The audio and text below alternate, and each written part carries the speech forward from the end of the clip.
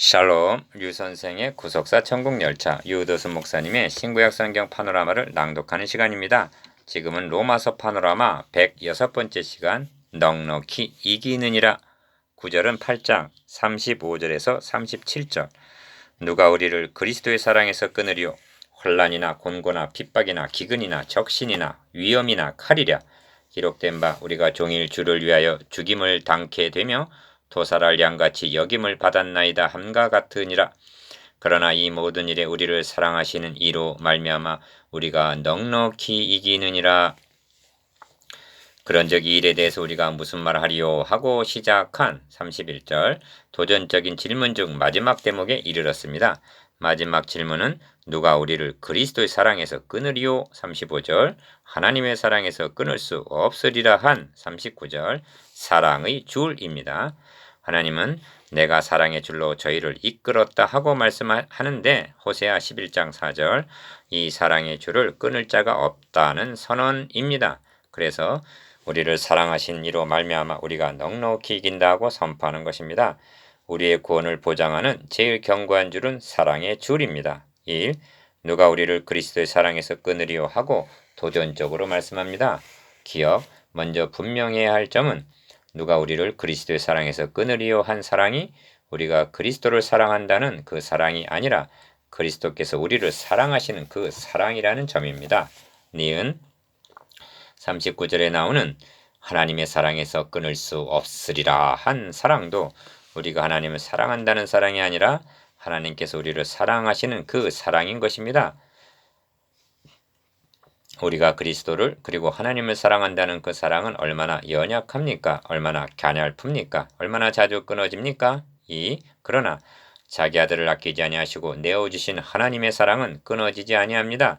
우리 죄를 위하여 대신 죽어주신 그리스도의 사랑은 변함이 없으십니다. 기억, 요한복음 10장 28절에서 29절까지에서도 같은 뜻을 다르게 표현하고 있음을 봅니다.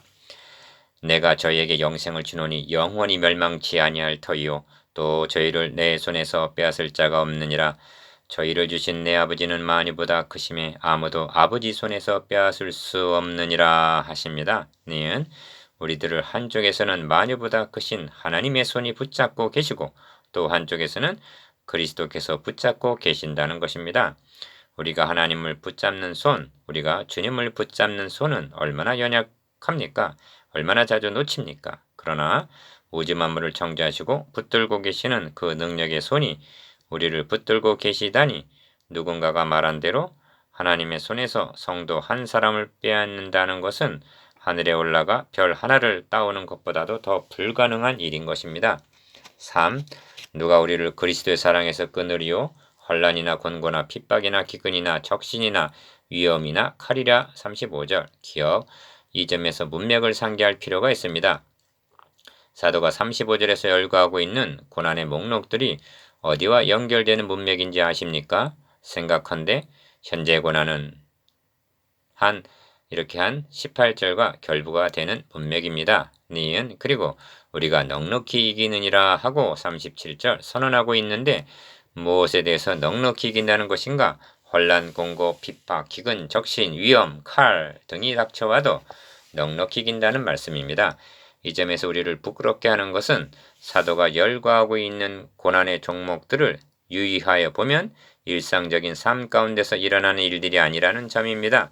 다시 말하면 오늘날 우리들이 말하는 고난과는 성질이 다른 모두가 그리스도인이라는 것 때문에 당하는 핍박들이요. 더 나아가 그리스도를 증거하다가 당하게 되는 박해들이라는 점입니다. 니은 그리고 이런 고난들은 바울 자신이 고린도후서 11장 23절 이하에서 수레하고 있는 자신이 몸소 겪었던 환란들인 것입니다. 그런데 우리들은 자기 중심적인 욕심이나 일상에서 일어나고 있는 고난들 때문에 낭망하고 원망하고 불평하고 있으니 얼마나 부끄러운 일인가? 리얼. 그런데 넉넉히 이길 수 있는 비결은 고난을 당할 때 생각한대 하고 18절 상반절 생각해 보라는 것입니다. 고난 자체만을 바라보지 말고 그리스도의 사랑, 하나님의 사랑, 성령님의 사랑을 생각하라는 말씀입니다. 그렇게 하노라면 이 모든 일에 우리를 사랑하시는 이로 말미암아 우리가 넉넉히 이기게 된다는 말씀입니다. 37절 4. 또 주목할 점은 무엇이 우리를 그리스도의 사랑에서 끊으리요 하고 말씀하는 것이 아니라 누가 우리를 하고 말씀하고 있다는 점입니다. 기억 31절에서도 누가 우리를 대적하리요 합니다. 누가 송사하리요 33절, 누가 정죄하리요 34절, 그리고 본문인 35절에서도 누가 끊으리요 합니다. 누가 하고 우리를 대적하는 누군가가 있다는 것입니다. 즉 우리를 대적하고 끊어놓으려 하는 사탄의 세력이 있음을 암시합니다. 그리고 4번이나 강력하게 도전적으로 말하는 것은 절대로 할 수 없다는 불가능성을 강조하기 위해서인 것입니다. 5. 열거된 마지막 종목이 무엇인가? 칼이랴입니다. 이것은 순교를 의미합니다. 기억. 사도 바울은 이때 벌써 자신이 어떠한 순교로 하나님께 영광을 돌리게 될 것을 예감한 듯합니다.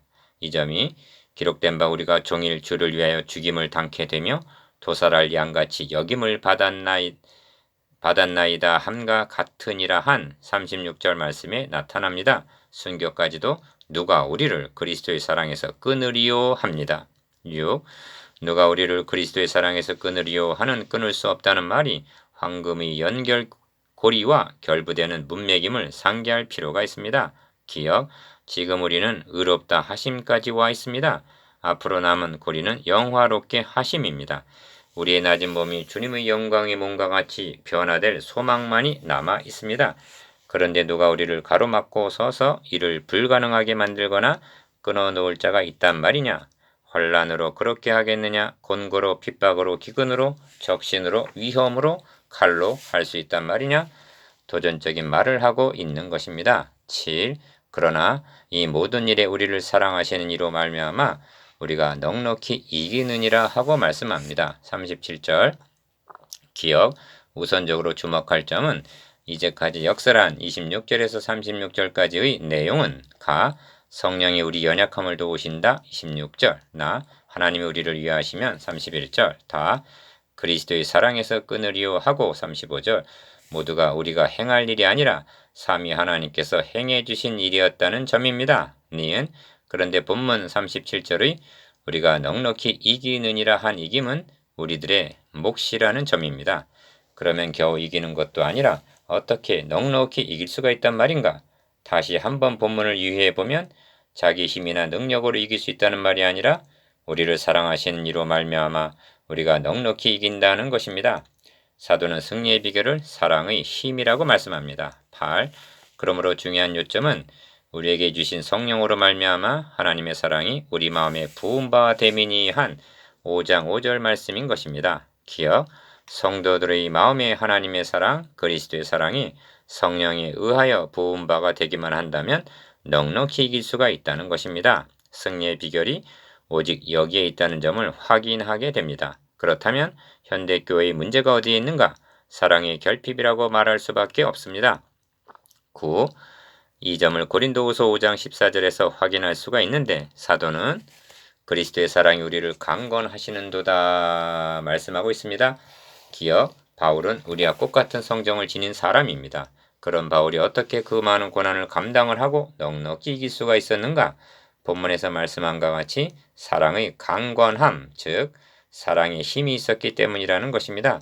그렇다면 바울을 그토록 강건한 사랑이란 어떤 사랑인가? 니은 우리가 생각컨대 한 사람이 모든 사람을 대신하여 죽었은즉 고린도후서 5장 14절 중반절 즉 그리스도께서 나를 대신하여 죽어 주셨다는 사랑이라고 말씀합니다. 자기 아들을 아끼지 아니하시고 내어주신 그 사랑이 자신을 강권 즉 잡아당겨 주셨기 때문에 이길 수가 있었다는 것입니다. 이 사랑을 생각한다면 본문에 열간 모든 일이 닥쳐온다 하여도 넉넉히 이길 수 있다는 것입니다. 승리의 비결은 우리를 사랑하시는 이로 말미암아 한 사랑의 힘입니다.